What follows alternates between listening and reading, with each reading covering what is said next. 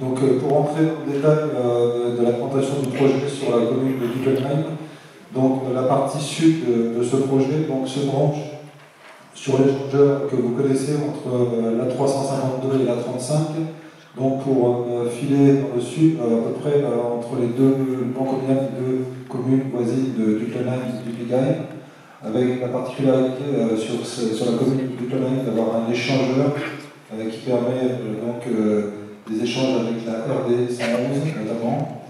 Et l'autre particularité de cette section, c'est que toute la section de l'échangeur sud jusqu'au diffuseur de Bruges est une section gratuite.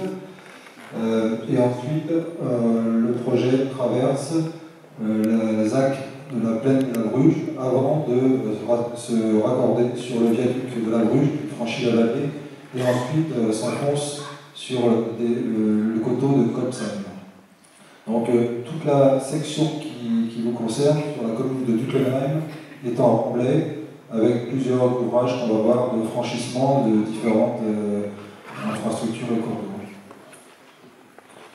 Donc effectivement pour expliquer le remblai, c'est-à-dire que l'autoroute va être sur un ouvrage en terre de quelques mètres de haut avec des talus. Et donc, il sera effectivement au-dessus du terrain naturel. Sur la partie qui est en remblai, le remblai varie entre 3 et 8 mètres, sauf au franchissement vers des 392, où il s'élève un peu plus pour monter à 6-7 mètres. Puisque le franchissement de la RD 392 de gabarit pour les véhicules de transport lourd et notamment de transport exceptionnel est un gabarit de 5 mètres. Donc l'échangeur sud, donc, tous les mouvements seront permis à travers les différentes bretelles qui vont être créées, que vous voyez en rouge sur le plan. Et donc la particularité également, c'est que l'A35 VRPP aura sa continuité naturelle sur le projet COS, c'est-à-dire qu'il n'y aura pas besoin de sortir. L'axe nord-sud naturel sera effectivement d'emprunter cette nouvelle autoroute. Et donc, pour se rendre soit vers Strasbourg, soit vers Molsheim, il faudra effectivement emprunter les sorties et sortir de l'autoroute avec les bretelles. Mais l'axe naturel nord-sud sera bien par le projet COS. La particularité de cet échangeur, c'est que les ouvrages qui le composent, les ouvrages de franchissement des différents axes, permettront d'accéder en différents points aux parcelles des DLC. C'est-à-dire toutes les parcelles que je vous montre avec la main seront accessibles au monde agricole pour pouvoir rétrocéder, si besoin, aux activités agricoles. Ensuite, si on regarde la traversée du banc communal de Dupelheim, on passe effectivement par un ouvrage de franchissement vers des 392 que j'ai déjà évoqué. Ensuite, un autre ouvrage de franchissement Bradaltorf, qu'on devine facilement sa coulée verte qui a été décrite dans le PLU. Cette zone inondable, donc avec des aménagements hydrauliques qui seront prévus à proximité de l'ouvrage. Et le point bas de la section se trouve à peu près au milieu entre le Bradaltorf et le diffuseur de la Bruges. Et donc nous aurons un bassin de rétention des eaux avant le projet dans le Bradaltorf qui sera à peu près situé au nord du Bradaltorf. Donc ensuite, vous voyez sur l'échangeur, création de deux giratoires autour d'un échangeur en losange avec un bras raccordement sur la RD 111 qui permet la desserte locale et également une voie qui permet de raccorder ce diffuseur à la rue Ampère dans la zone d'activité. Et ensuite, donc, le tracé poursuit vers le nord au milieu de la ZAC de la plaine de la Bruges pour franchir les différentes voies dans la voie ferrée Strasbourg-Molsheim et ensuite se raccorder sur le viaduc. Alors un petit zoom sur le diffuseur, notamment par rapport à une demande de la commune vis-à-vis du tracé de la bretelle ici, donc, qui a été d'une part éloigné de cette parcelle en hachure pour permettre le maintien des activités qui étaient prévues dans cette partie du territoire de la commune, et également pour préserver les cheminements agricoles. Donc on a retracé cette bretelle dernièrement, et donc aujourd'hui elle n'empiète plus sur les parcelles de l'ouest. Voilà. Alors, les enjeux environnementaux, ils ont été évoqués dans la présentation précédente. Sur le secteur qui nous intéresse, on montre trois enjeux particuliers. Donc, le bras de torf qui a déjà été cité, donc effectivement avec un cours d'eau et une piscine intéressante vis-à-vis des espèces. Une espèce, et deux espèces privilégiées dans ce secteur, donc le crapaud vert et le hamster, puisque la zone qui est en violet sur le plan correspond à la nouvelle zone de protection stricte du grand hamster, qui a été légèrement modifiée fin d'année dernière et qui aujourd'hui est applicable sur le territoire. Voilà, donc on va rentrer sur le sujet de l'aire de service et je laisse la parole à Margot Lix. Concernant l'aire de service, donc le contrat de concession prévoyait l'implantation de 2 aires de service sur le plan communal de Gressane-sur-Souffeuil. Au cours de l'année passée, depuis l'entrée en vigueur du contrat, on s'est efforcé de chercher une optimisation de ces aires de service qui étaient consommatrices d'un foncier important pour pouvoir à la fois améliorer donc, cette consommation d'emprise et les fonctionnalités de cette aire. En janvier dernier, l'État nous a donné son accord pour déplacer l'aire de service, dont l'implantation est maintenant envisagée au niveau de l'échangeur qu'on vient de voir, donc à Tunnel. Cet emplacement, il a plusieurs avantages. Il permet notamment de réduire la consommation foncière. On a donc un gain d'environ 10 hectares avec cette implantation. Il est situé hors zone de protection stricte du Grand Hamster d'Alsace. Il permet des fonctionnalités aussi améliorées, cette aire sera située à égale distance de l'aire de service qui existe sur l'A4 au nord à Brumat et de l'aire de service qui existe au sud sur la 35 au Königsbourg.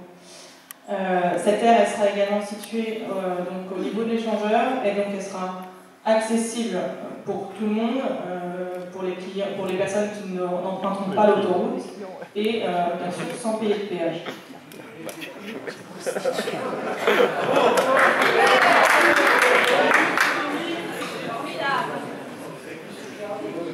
Donc sur cette feuille, vous voyez l'implantation envisagée de l'aire de service. C'est différent de ce qui a été présenté à l'enquête publique. Vous voyez que la surface est nettement réduite. On est très réduit. Est de l'échangeur, en limite sud de la zone d'activité, au niveau des entreprises d'Entressemble et Knorr, sur une surface qui représente un petit peu moins de 7 hectares. Alors, une aire de service, qu'est-ce que c'est? Une aire de service, donc c'est une obligation qui nous est faite par l'État d'offrir aux clients la possibilité de se réapprovisionner en carburant et d'avoir une offre de restauration et de boutique. Donc c'est un espace sur lequel on aura une offre de restauration disponible 7 jours sur 7, 7h à 12h, une boutique ouverte 7 jours sur 7, 24h sur 24, de la distribution de carburant.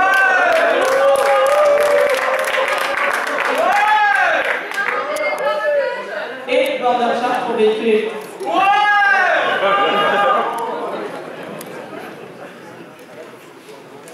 Écoutez, franchement, oui, je ne sais pas si vous avez l'habitude de réunions publiques, mais on écoute, on note et on pose des questions après. Mais surtout ne manifeste pas de la façon dont vous le faites. Sinon, vous faites une manifestation dehors et puis c'est terminé. Mais pas ici dans ce local, vous êtes ici à Nicolas, je m'excuse. Hein? Donc, essayez quand même de vous calmer. C'est un chien de garde, oui, surtout. Un chien de garde. Sur le fonctionnement, ça sera ce qu'on appelle les grilles. confiée à des opérateurs spécialistes de la restauration et de la distribution de carburant, qu'on sélectionnera sur un appel à la concurrence, selon un cahier des charges qu'on établira en lien avec les différents acteurs pour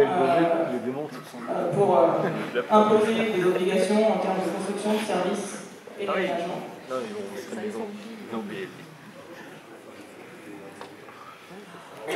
En termes d'aménagement, on aura, notamment dans le cahier des charges, on aura des obligations strictes en termes d'architecture et d'aménagement paysager, en respect des spécificités régionales et locales.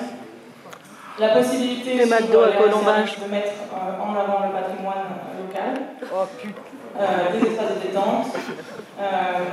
Et donc finalement cette terre, ces nouveaux services, ça sera... Et donc on devient tout blanc comme ça, là. 30 ah oui, c'est interdit au bazar. En termes d'emploi, transparent, pour exploiter ces terres.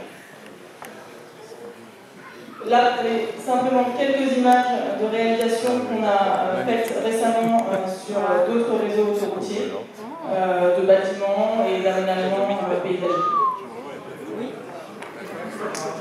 Hop, c'est vite passé. Hein.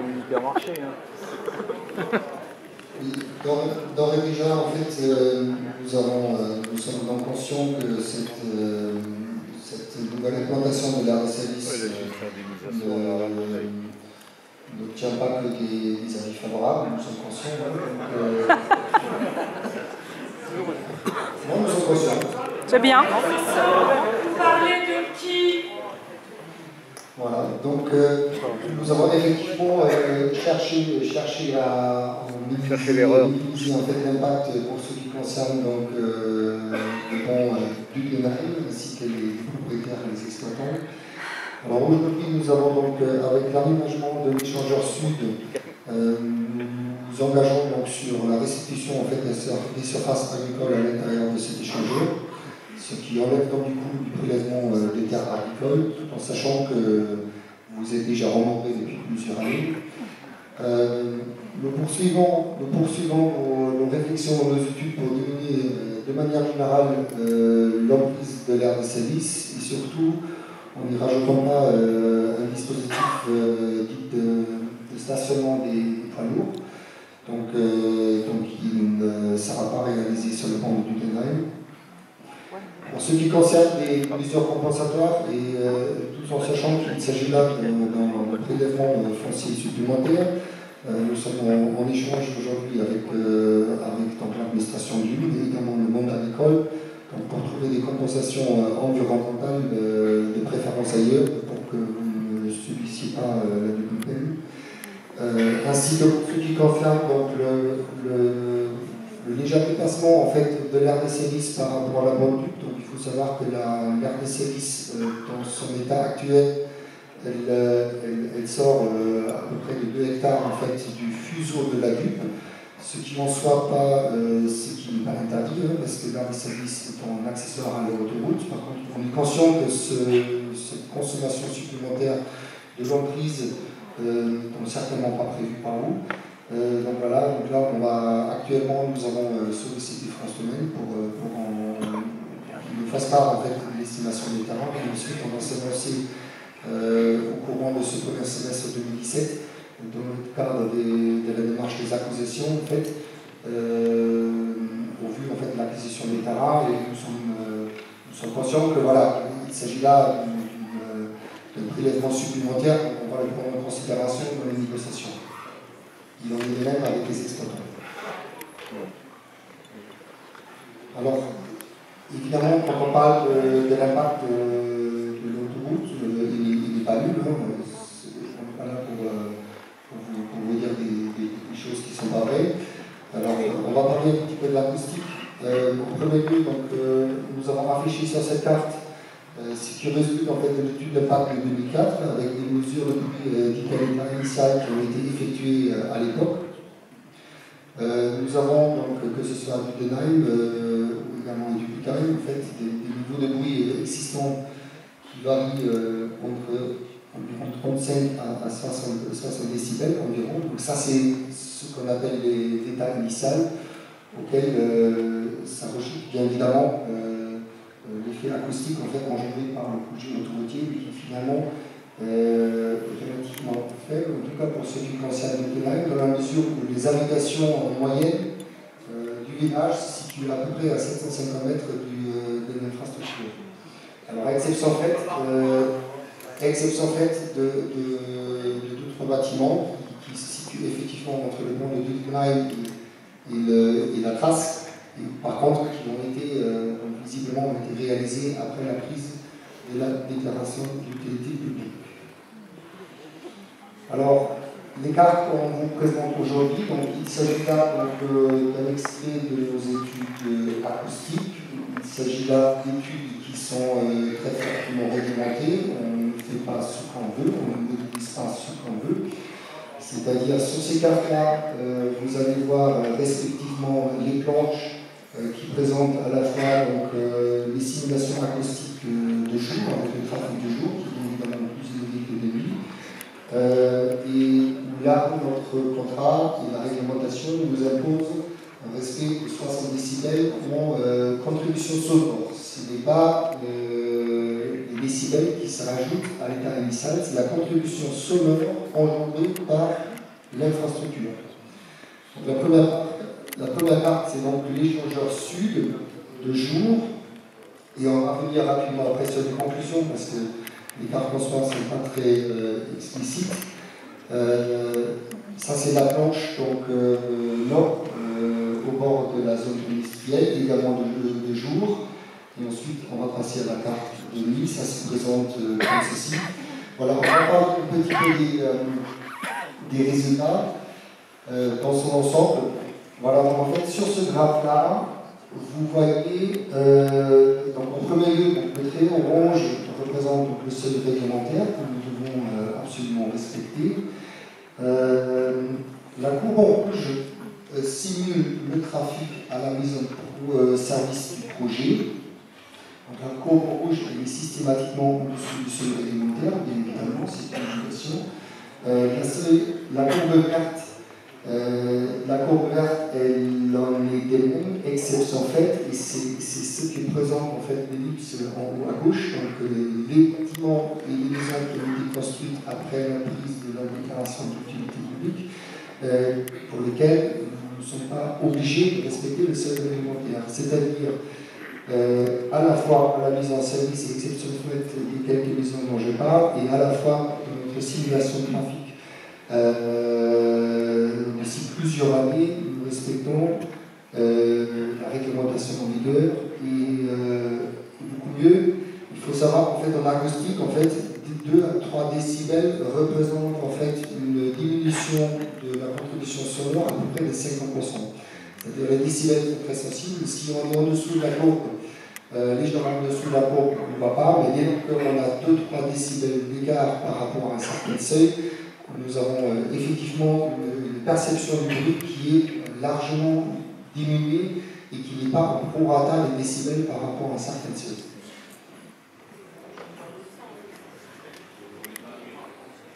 Voilà, donc ça, ce sont les courbes qu'on vous montre pour le respect de la réglementation pour la nuit, à savoir, donc là, le seuil est passé de 60 à 55 décibels, et encore une fois, exception faite des bâtiments en question, nous sommes convenablement en dessous de ce que nous impose la réglementation et de ce que nous impose notre contrôle. Ceci donc, en fait, à la demande du conseil municipal, nous lançons encore quelques réflexions complémentaires parce que nous sommes conscients que, avec notamment l'implantation de la service maintenant à Dutenheim, il convient de réaliser des efforts supplémentaires. Donc ça, c'est en cours et tel que nous l'avons déjà annoncé M. le maire, on va revenir vers la municipalité pour lui faire part des réflexions et des études complémentaires du mois de mars 2017.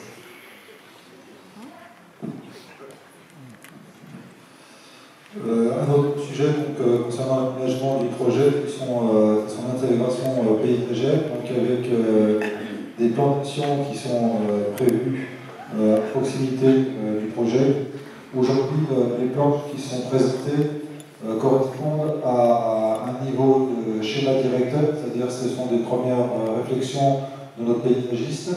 Ces réflexions vont bien entendu être concertées avec la commune et donner lieu à des projets plus détaillés qui seront finalement réalisés en fonction de différents éléments qui sont aujourd'hui pas complètement définis, notamment aussi en fonction, je dirais, des parcellaires et des emprises qui seront disponibles pour pouvoir utiliser toute ou partie de cette plantation.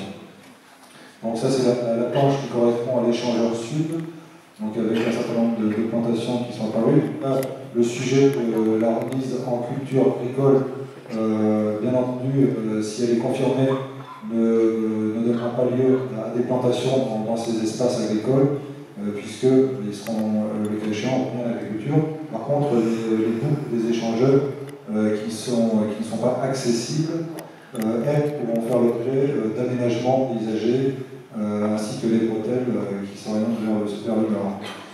Et donc, à partir de la traversée du banc communal du Clenal, donc là aussi, il est prévu des plantations qui restent, comme je l'ai dit, à être précisées et confirmées après concertation. Alors, point sur le déroulement des travaux préparatoires. Donc, ces travaux préparatoires ont démarré, finalement, les premières actions de terrain ont démarré déjà en 2015, fin 2015, et toute l'année 2016. Il s'agissait en premier lieu de faire un diagnostic écologique, donc un inventaire faune, flore et des zones humides sur l'ensemble du tracé qui doivent permettre d'analyser les enjeux environnementaux et de prendre les mesures adéquates, mesures d'évitement si c'est encore possible, mesures de réduction d'impact et compensation pour les impacts résiduels. Donc ça a été terminé en 2016 et aujourd'hui toutes ces informations sont contenues dans ce qu'on appelle notre dossier d'autorisation unique au titre de l'environnement qui a été déposé au service de l'État au début de cette année. En septembre 2007, nous avons démarré les travaux préparatoires proprement dit, c'est-à-dire les sondages géotechniques qui nous permettront de mentionner l'ouvrage et les opérations d'archéologie préventive, donc les diagnostics que vous avez peut-être vus sur le terrain. Ah oui, ça on les a vus. Qui permettent effectivement de rechercher si des vestiges archéologiques sont présents sur le tracé de l'autoroute. Alors ces premières opérations de septembre ont démarré d'abord sur les zones qui étaient sans enjeux environnementaux, puisque nous avons établi un dossier dont l'arrêté a été obtenu le 24 janvier de cette année, qui nous a permis ensuite de prolonger, de poursuivre ces travaux sur l'ensemble du tracé, et notamment dans les zones de protection du hamster et autres zones à enjeu environnemental.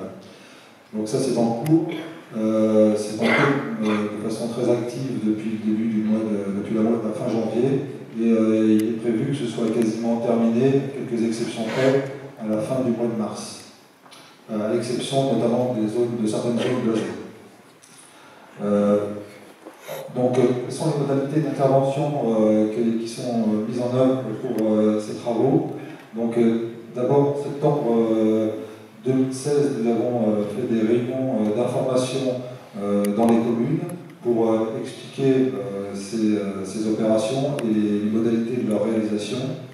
Les modalités qui sont privilégiées, c'est le régime d'une occupation temporaire des terrains qui sont concernés à l'amiable, c'est-à-dire avec un contact direct avec les exploitants, dont notamment une grande partie d'exploitants agricoles.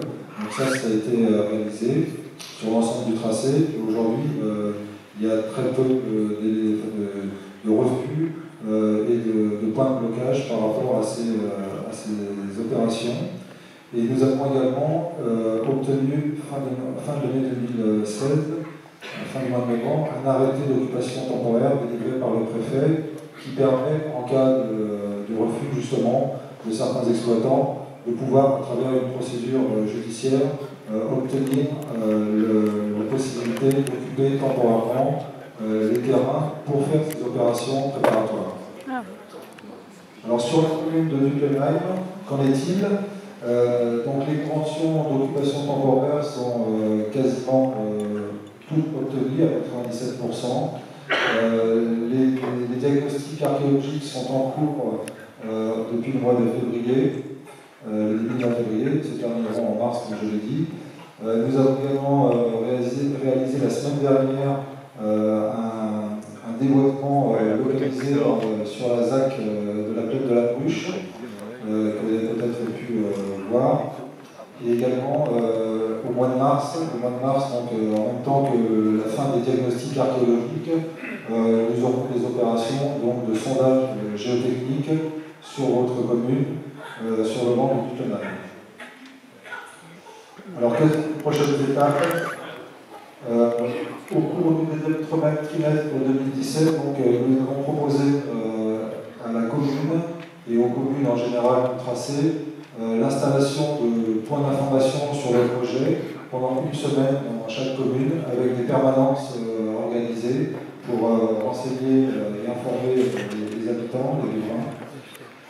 L'été 2017, je vous ai dit qu'on avait transmis un dossier d'autorisation à l'administration. Donc ce dossier fera l'objet d'une enquête publique, une nouvelle enquête publique pour les volets environnementaux, donc les espèces protégées et les volets liés à l'eau qui sont traités dans ce dossier. Ensuite, donc, en septembre-octobre, il est prévu sur deux massifs boisés qui sont les deux massifs boisés les plus importants du tracé, donc la Bruche et au nord la forêt du Critval. Donc il est prévu la réalisation des déboisements avant de pouvoir faire des diagnostics archéologiques. Et ces opérations de déboisement sont nécessaires, notamment avant de faire les diagnostics archéologiques sur ces secteurs-là. L'hiver 2017-2018 donc devrait être le démarrage des travaux proprement dit de l'autoroute, donc c'est-à-dire le début des terrassements. Et enfin donc la mise en service, comme on l'a déjà dit, est prévue en septembre 2020. Donc merci pour votre attention. Et donc nous repassons la parole au maire et nous sommes bien entendu à votre disposition pour des questions. Si vous en avez.